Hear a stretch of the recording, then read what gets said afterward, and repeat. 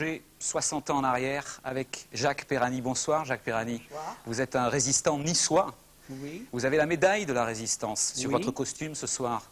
Je voudrais comprendre tout de suite, à l'époque, ça représentait quoi d'être résistant? C'était être un insoumis, donc vraiment d'être dans Nice comme ça, de refuser l'occupant allemand, c'était quoi ce sentiment? Eh bien, sur un plan général, résister, ça signifie dire non.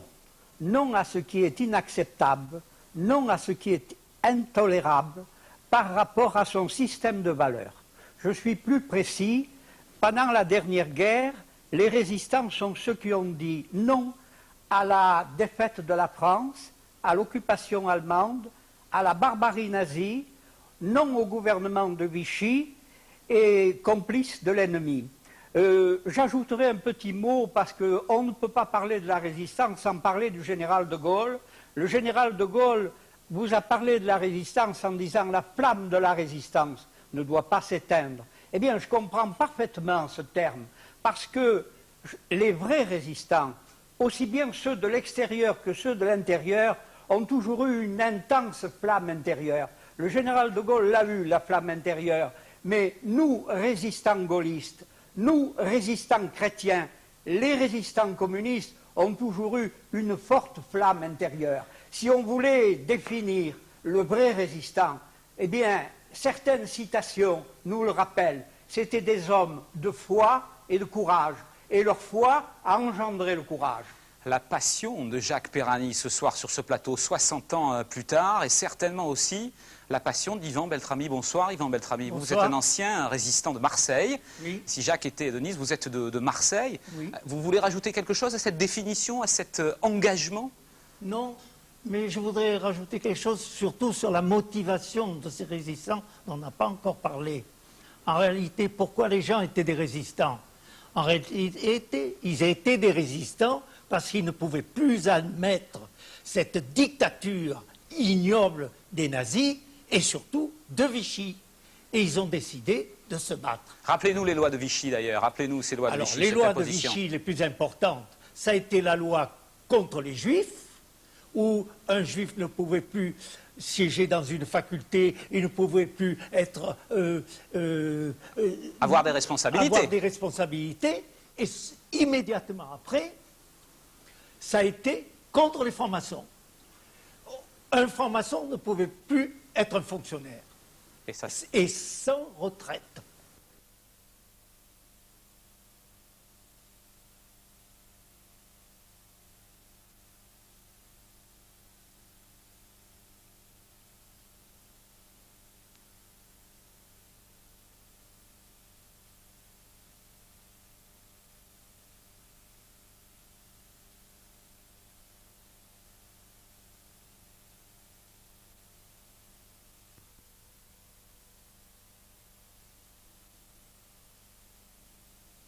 Titi, comme a dit un gars, il appelait le bourgeois des épinettes. Hein. C'était un Titi du 17e, comme Charles de la Vacquerie, c'était les jeunes, ils avaient à peu près le même âge, quoi, un ou deux ans près. Mourir en héros à 17 ans et demi. Des officiers SS rentrent dans le baraquement du camp de concentration où il est retenu en otage. Il crie son nom, Moquet. Guy Moquet répond « présent » et s'avance. Avant d'entrer en résistance, ses notes au lycée n'étaient plus très bonnes. Il était souvent absent, et il redoutait de devoir redoubler, et il avait dit à l'un de ses amis que la seule chose qui pouvait le sauver, c'était la guerre. Le 22 octobre 1941, Guy Moquet est fusillé avec 26 de ses camarades. Pour de bons camarades, Guy Moquet est communiste. Dans son quartier des Épinettes, dans le 17e arrondissement à Paris, il a créé un réseau de résistance des jeunesses communistes. Son père, le député communiste Prosper Moquet, est emprisonné. Guy lui écrit souvent, et même c'est à l'été 39, il n'a que 15 ans, jusqu'à cette épître qu'il lui adresse et qui se termine par ces mots « Tu restes le serviteur de ceux qui t'ont élu ». Guy Moquet et son réseau sont arrêtés sur dénonciation en juillet 1941. Quelque temps plus tard, un officier allemand est abattu à Nantes. Et comme souvent lors de tels actes de résistance, les Allemands organisent des représailles. Guy Moquet a le temps d'écrire une dernière lettre à ses parents. Elle se termine par ce mot, courage, souligné, est suivi d'un point d'exclamation. Le matin du 22, on a été, comme d'habitude, on a fait notre toilette, nettoyer la chambre, tout ça, quoi. Bon, on savait qu'il y avait une atmosphère lourde quand même. On sentait bien qu'il y avait quelque chose qui se tramait, il y avait quelque chose. Mais enfin, on n'imaginait pas qu'il y a eu cette tragédie. Hein. La porte qui s'ouvrait et il y a Touya et puis l'officier allemand qui se sont présentés puis qui ont appelé Moquet. Et lui, tout de suite, comme s'il s'y attendait,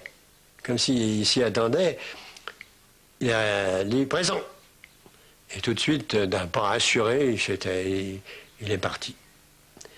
Et c'est Rino Scolari qui lui a dit, en partant, courage petit frère. C'est tout. Voilà. Châteaubriand, le 22 octobre 1941. Ma petite maman chérie, mon tout petit frère adoré, mon petit papa aimé. Je vais mourir. Ce que je vous demande, à toi en particulier, petite maman, c'est d'être très courageuse. Je le suis, et je veux l'être autant que ceux qui sont passés avant moi. Certes, j'aurais voulu vivre, mais ce que je souhaite de tout mon cœur, c'est que ma mort serve à quelque chose. Je n'ai pas eu le temps d'embrasser Jean. J'ai embrassé mes deux frères, Roger et Rino. Quant à mon véritable, je ne peux le faire, hélas. J'espère que toutes mes affaires te seront renvoyées. Elles pourront servir à Serge, qui, je l'escompte, sera fier de les porter un jour. À toi, petit papa, si je t'ai fait ainsi qu'à ma petite maman bien des peines, je te salue pour la dernière fois.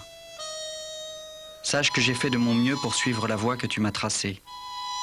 Un dernier adieu à tous mes amis, à mon frère que j'aime beaucoup. Qu'il étudie bien, pour être plus tard un homme.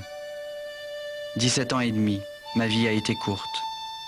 Je n'ai aucun regret, si ce n'est de vous quitter tous. Je vais mourir avec Tintin, Michel.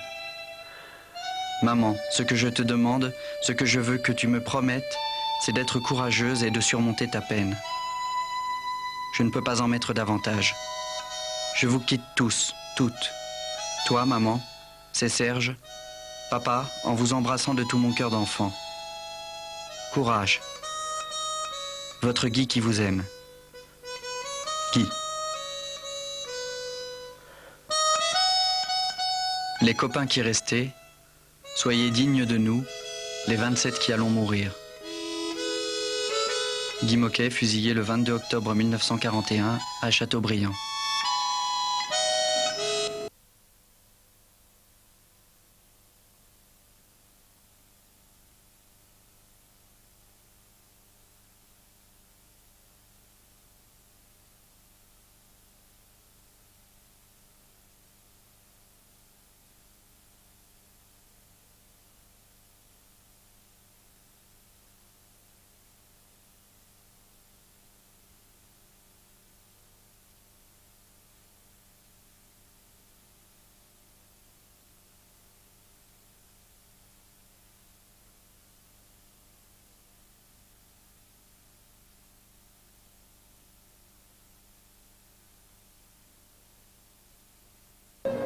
Écoutez, j'ai l'impression très nette qu'il y avait quand même dans les classes pas mal de jeunes qui étaient ardents pour soutenir De Gaulle. Il y avait notamment le fils d'une collègue, là, je ne me rappelle plus son nom, et quelques autres. Et du côté enseignant? Du côté enseignant, vous savez, je ne peux pas vous dire. On voyait ces jeunes avec sympathie, mais il n'y avait peut-être pas l'élan, je ne sais pas moi au début, peut-être pas l'élan qu'on pouvait rencontrer, en toute honnêteté, qu'on pouvait rencontrer chez des jeunes. Enfin, comment vous expliquez ça? Parce que je crois que ça doit être assez vrai et assez général. Enfin, les jeunes sont des types qui sont beaucoup plus sincères en général, beaucoup plus vivants, ils réfléchissent peut-être moins. Peut-être sont-ils en principe moins prudents, si vous voulez. C'est plus sympathique, si vous voulez. Je ne sais pas votre avis, Dionnet? Ils ont moins la France. Ils ont, oui. Parce que je crois que c'est un J'ai eu des élèves qui ont été qui ont été pris, oui. Je ne peux pas vous dire assez peu, il y en a quelques-uns, dont les noms ont été donnés d'ailleurs à des rues ici. Je songe par exemple à Baco, dont une rue se trouve vers Fongièvre, en première là-bas, un charmant garçon d'ailleurs. Qui était résistant. Oui, ben, ces gens-là, vous savez, comme le disait Dionnet, ils formaient un réseau. On ne le savait pas, on le savait qu'au bout d'un certain temps, ils continuaient à faire leur jeu comme élèves, très gentiment, etc. C'est au bout d'un certain temps qu'on l'apprenait. Peut-être Dionnet, lui, qui était de la résistance, le savait-il, c'est possible. Comment ça se passait pour les autres? Comment les autres réagissaient-ils à ça lorsqu'un banc était vide un matin de classe? Je ne peux pas vous dire, je ne me rappelle pas exactement ça. Et lorsque les parents d'un élève étaient arrêtés et que le fils se retrouvait le lendemain toujours sur son banc au lycée, est-ce qu'il y avait... Je ne me rappelle Vous pas étiez de très cas coupé précis, des élèves?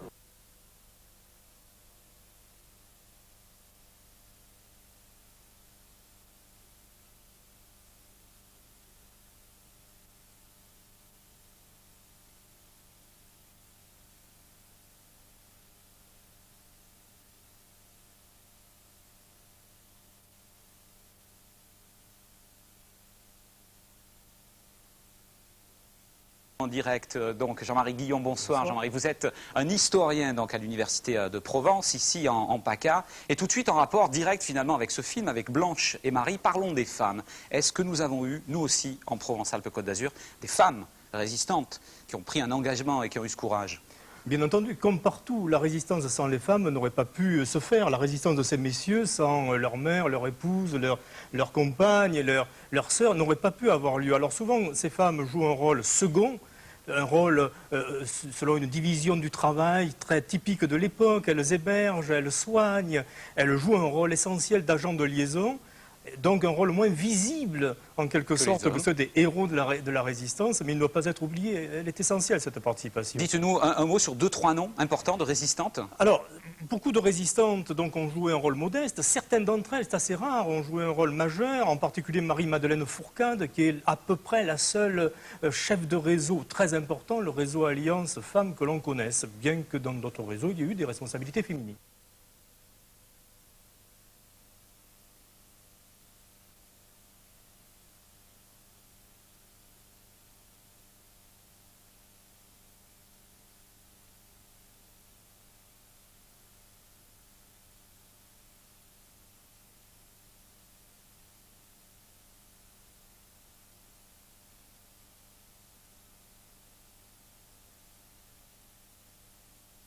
Pu constater des différences entre les couches de la population dans leur... Ah oui, je vous dirais,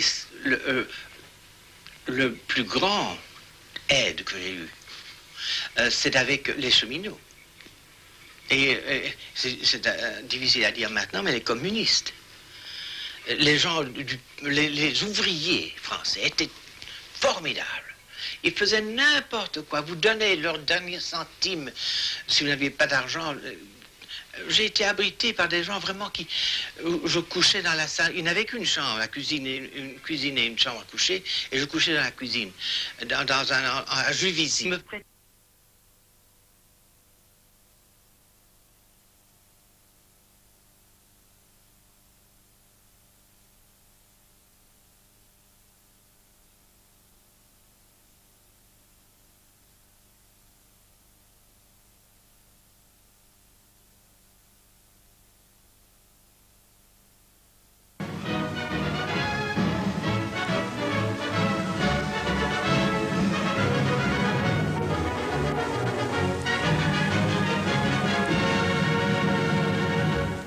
Près de Chalon-sur-Saône, un attentat fait 18 morts, 32 blessés graves.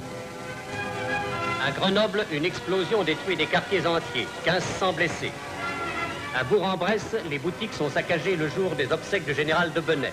Telles sont les œuvres de terroristes étrangers et presque tous juifs. Arméniens, juifs polonais, espagnols rouges, juifs polonais, encore un juif polonais. Le 19 février 1944, ces hommes étaient jugés à grand renfort de publicité par un tribunal militaire allemand. le procès fut expédié en une journée. Le 21 février, ils étaient fusillés. Quelques jours après, la propagande nazie recouvrit les murs de France d'une affiche rouge avec les photographies des fusillés. Elle attribuait la responsabilité des attentats terroristes à des communistes étrangers, en majorité juifs. 10 années plus tard, l'affiche rouge allait devenir le symbole du combat des immigrés pour la libération de la France. Et les 24 terroristes fusillés deviendront les légendaires résistants du groupe Manouchian, du nom de celui qui, au procès, fut désigné comme leur chef,